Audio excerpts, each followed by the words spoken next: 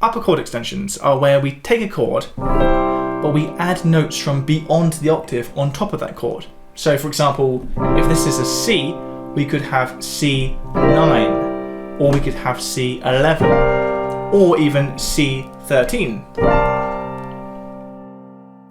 Perhaps the most common upper chord extension you'll encounter, at least in pop and rock music, is the 11 chord. In The Long and Winding Road by the Beatles, we can see a B-flat 11 chord here.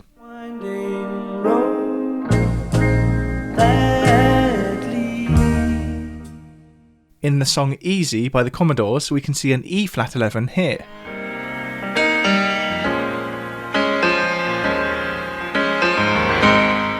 We can also see an 11 chord here, sung between the vocal harmonies in Good Vibrations.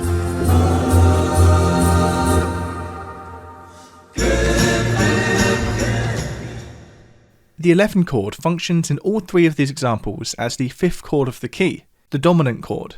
This is probably the most common use of an 11 chord, to resolve us from the fifth chord of the key back to the tonic chord here. In fact, the full name of the 11 chord is the dominant 11 chord, but on a chord chart it will just be labelled as 11, in the same way that a 7 chord is actually a dominant 7, we just shorten the name to simply 7. So that's the 11, but now let's look at a different upper chord extension, the 9. We can see a ninth chord, a dominant ninth chord, at work here in James Brown's Papa's Got a Brand New Bag. Papa's got a brand new bag.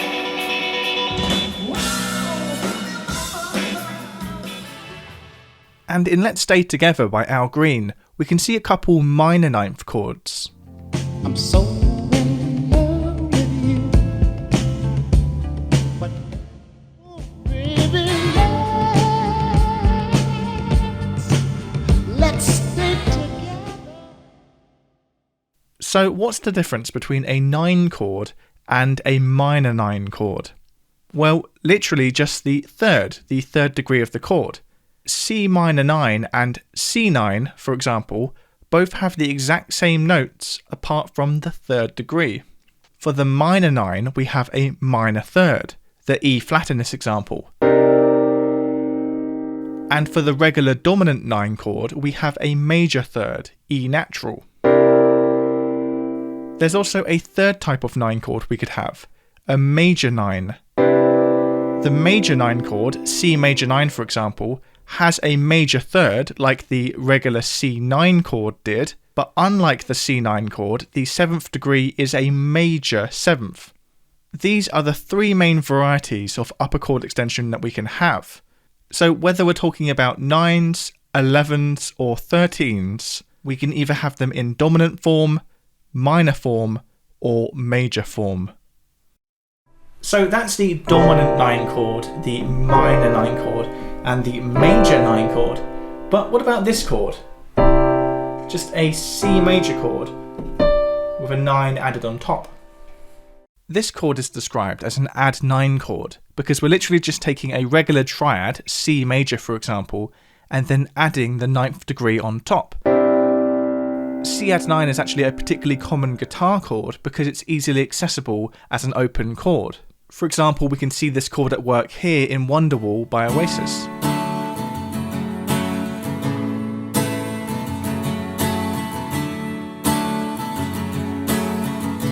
So what exactly is the difference between add 9 and 9? What's the difference, for example, between C add 9 and C9? Well, with an add 9 chord, we basically do exactly what it says on the tin.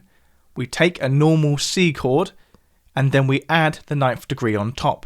That's it. However, with a full C9 chord, with a dominant 9th chord, we don't just add the 9th on top, we have to stack up to it. So a C9 chord has a secret 7th degree. So you could technically even call C9 a C7 add 9.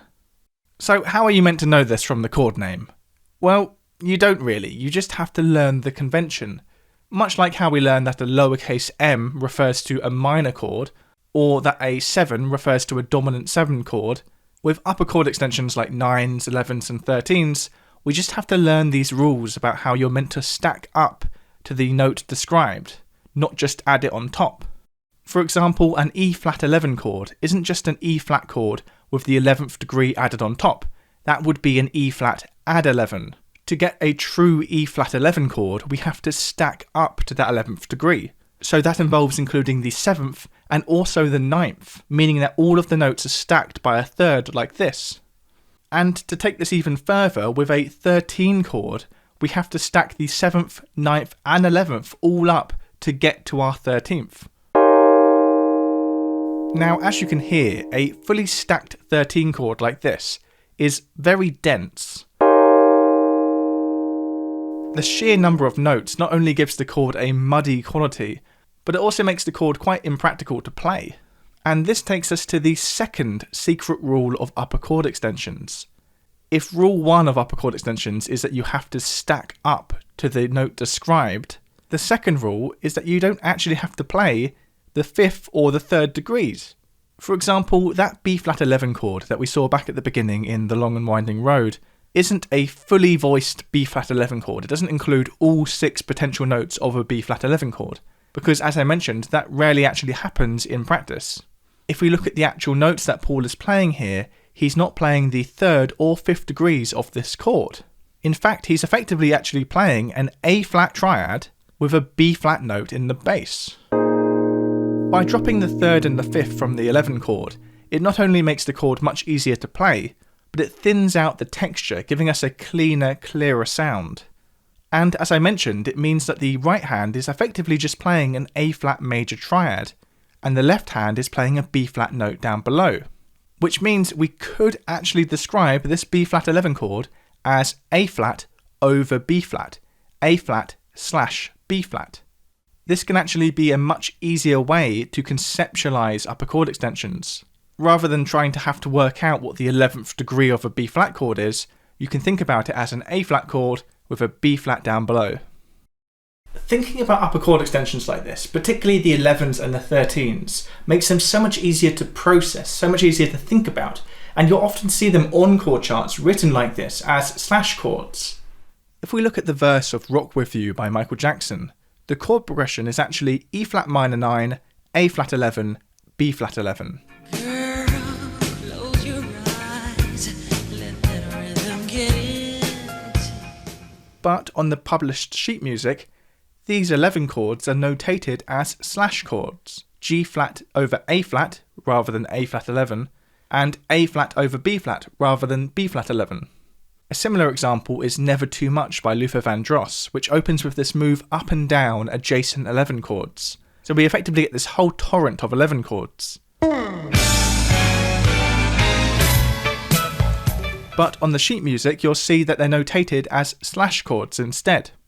Sometimes labelling music with upper chord extensions rather than slash chords just makes a fairly straightforward chord progression much harder to process, much harder to perform.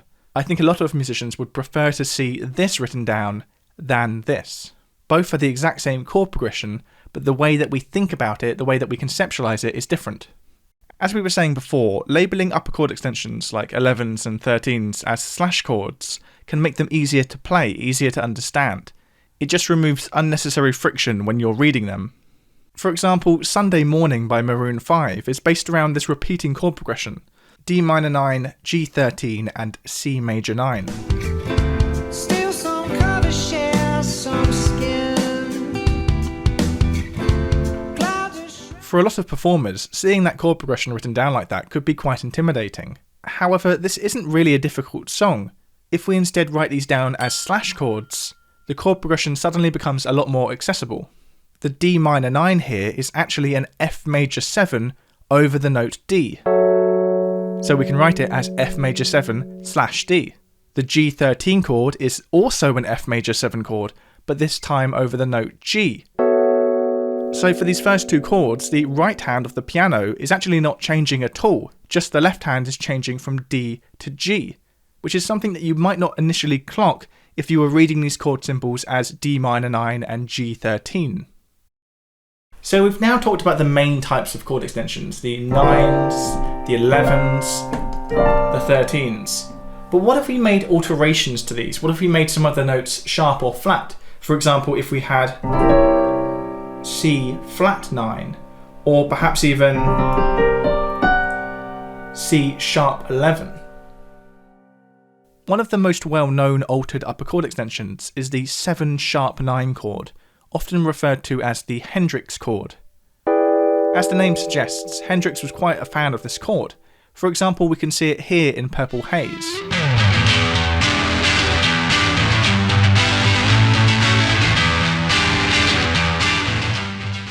The E7 sharp 9 chord is a regular E7 chord, but with the raised 9th degree, the sharpened 9th degree, added on top. The regular 9th degree would be F sharp, so the sharp 9th degree would be F double sharp, or G natural. Now, although we associate this chord with Hendrix, this chord was of course used well before Hendrix. For example, we can see a 7 sharp 9 chord here in Miles Davis's All Blues.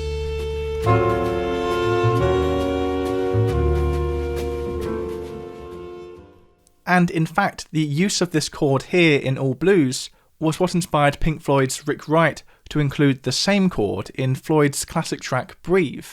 I came from jazz basically, and that's my favourite, that's my inspiration. There's a certain chord which is... That is totally down to a chord I had heard on actually Miles Davis album. When we're doing Breathe, we got to G, and how do you get to E again? Well, again, normally you go...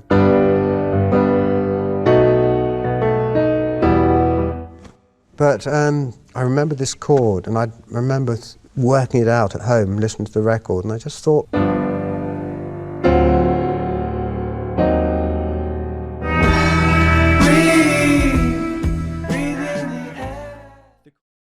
And the last variety of upper chord extension that we'll talk about today is what's called a 6-9 chord.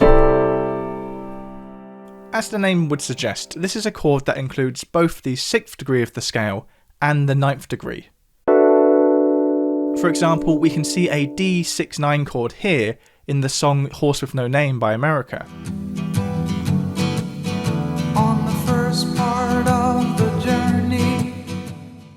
Now, a more accurate descriptive name for this chord would be add 6, add 9, as unlike in a regular 9th chord, we're not including the 7th degree here. We're just adding the 6th and the 9th on top of a regular triad.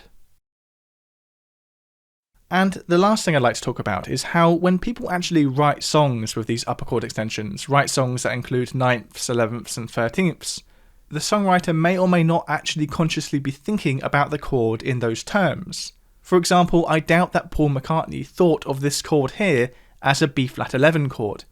I think he probably most likely thought of it as an A-flat chord with a B-flat note in the left hand. And of course, regardless of which way you think about it, it's still going to sound just as great. But the advantage to knowing both naming systems, both ways of conceptualizing it, is that you can speak both dialects of chords. So if you're in a scenario when someone's asking you to play a B-flat 11 chord, you know what to do.